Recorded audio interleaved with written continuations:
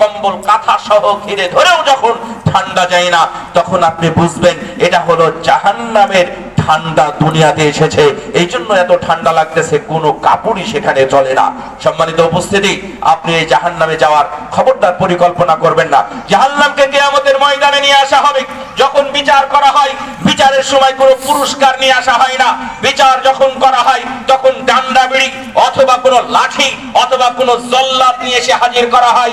আল্লাহ রাব্বুল আলামিন কিয়ামতের ময়দানে যখন বিচার করবেন, তখন এই ধরনের কিছু হাজির করবেন, তা হলো জাহান্নাম। আল্লাহ নবী বললেন, ইউতা ইয়াউমাইদিন বিজাহান্নাম লাহা সাবউনা আলফ জিমাম। কিয়ামতের ময়দানে জাহান্নামকে নিয়ে আসা হবে, তার ৭০,০০০ লাগাম থাকবে। এই ধরনের লাগাম ৭০,০০০ থাকবে।